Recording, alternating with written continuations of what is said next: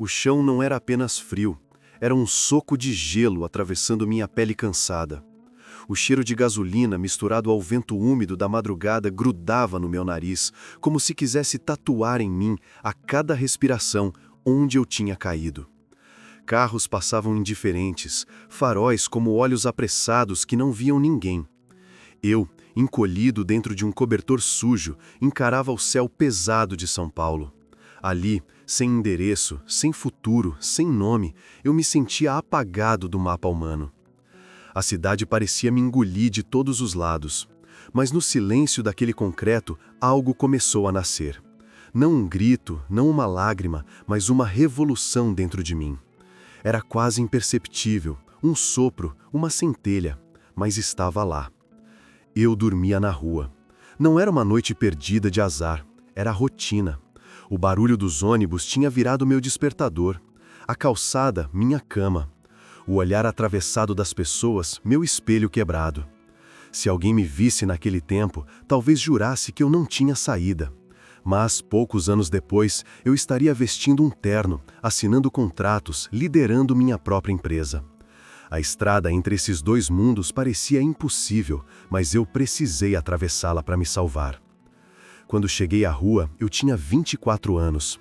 Perdi o emprego, perdi o aluguel e quando dei por mim, estava com uma mochila nas costas e um celular sem crédito. A primeira noite foi a pior. Vergonha, medo, frio, barulhos estranhos. Cada passo ecoava como ameaça. Cada esquina parecia esconder um perigo. Eu me perguntava como a vida tinha virado tão rápido. Olhava para as pessoas andando apressadas, com mochilas, roupas limpas, cafés quentes nas mãos e pensava: será que alguém percebe que eu não tenho para onde ir? Que eu já não sou mais parte do mundo deles? Nos primeiros dias eu só queria sobreviver. Comer, me esconder, não ser agredido. A rua é cruel. Ela não espera você se acostumar. Ela te testa. E cada teste é brutal. Mas foi ali, naquela selva de concreto, que eu comecei a aprender sobre mim mesmo. Aprendi a ouvir. Aprendi a observar. Aprendi a ficar em silêncio. A cada noite eu me transformava um pouco, mesmo sem perceber. Certa noite, encostado na parede de uma padaria fechada, vi um livro esquecido numa lixeira. O Homem em Busca de Sentido, de Viktor Frankl. O nome parecia ecoar. Eu não conhecia o autor, não sabia do que se tratava. Peguei. Folhas amassadas, capa suja. Comecei a ler sob a luz fraca de um poste. O autor dizia que mesmo no pior dos cenários, o ser humano ainda pode escolher como reagir. Naquele instante eu entendi. A rua podia tirar meu endereço, mas não podia tirar minha escolha. A rua podia tirar meu teto, mas não minha dignidade. Eu decidi ali que não seria vítima para sempre. Aquela leitura virou meu talismã invisível. Quando o frio apertava, eu repetia frases do livro na minha cabeça. Quando a fome mordia, eu me lembrava. Tudo passa, mas a forma como eu respondo constrói o que vem depois. Comecei a juntar moedas, recolher latinhas, ajudar ambulantes. Às vezes lavava carros, outras carregava compras. O pouco que eu ganhava, eu guardava. Aos poucos, a vergonha virou aprendizado. Eu falava com as pessoas, ouvia suas histórias. Descobri que a maioria dos empreendedores que eu admirava tinha começado do zero, e alguns do negativo. Eu não era exceção, apenas estava no ponto de partida. A cada moeda guardada, eu sentia que uma versão futura de mim me observava e sorria. Era como se eu estivesse construindo uma ponte invisível entre aquele chão frio e uma vida que eu ainda não podia ver. Com o dinheiro de alguns dias de trabalho, comprei uma caixa de balas. Comecei a vender nos semáforos. Era humilhante no começo, mas também era libertador. Eu tinha um produto, eu tinha controle. Cada bala vendida era um passo para fora da rua. Em pouco tempo já tinha 2 produtos. Depois comecei a entregar panfletos para uma academia, depois para uma lanchonete. Fui fazendo contatos, aprendendo os rostos, entendendo os fluxos da cidade. Um rapaz me perguntou: "Você sabe mexer em computador?" Eu sabia o básico. Ele me levou até uma ONG que ensinava marketing digital. Naquela ONG eu descobri um mundo novo. Computadores antigos, voluntários cansados, mas um oceano de oportunidades. Aprendi sobre redes sociais, anúncios, criação de sites. Fiquei fascinado. Era como se uma porta tivesse se aberto num corredor escuro. Comecei a oferecer serviços básicos para pequenos comerciantes do bairro. De pouco em pouco, o dinheiro começou a entrar. Pela primeira vez em muito tempo, eu não sentia apenas esperança, sentia estratégia.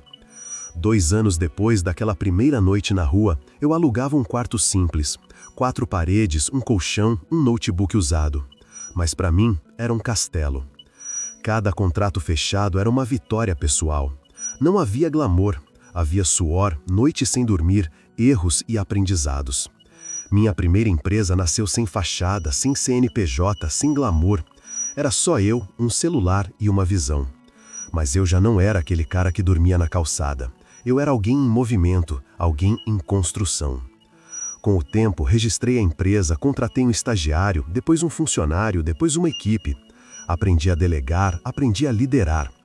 Cada nova pessoa que entrava no meu time parecia também carregar um pedaço da minha história. Eu olhava para eles e pensava, eu também comecei com nada. Os contratos cresceram, as campanhas ficaram mais sofisticadas. De repente, eu estava sentado em reuniões com pessoas que anos atrás teriam passado por mim sem me ver.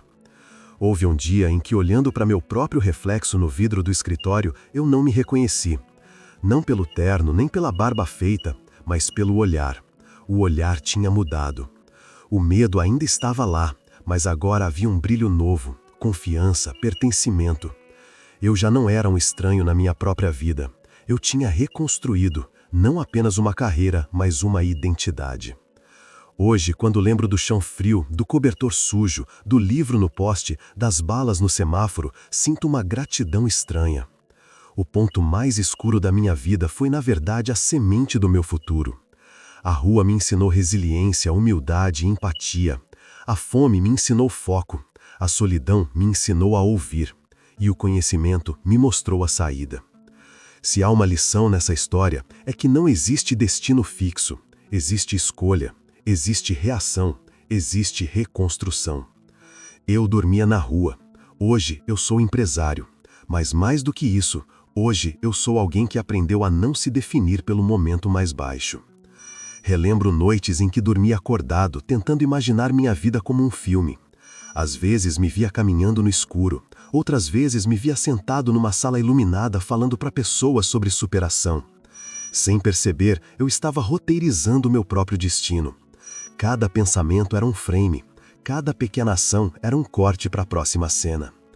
Esse filme silencioso que rodava dentro de mim se tornou real porque eu não desisti de assistir até o fim.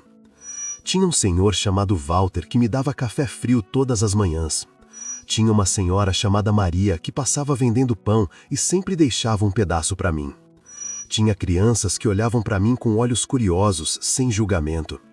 Essas pequenas gentilezas me lembravam que o mundo não era feito só de concreto, gasolina e pressa. Ainda havia humanidade espalhada em pedaços. Antes de liderar uma equipe, eu precisei liderar minha própria mente.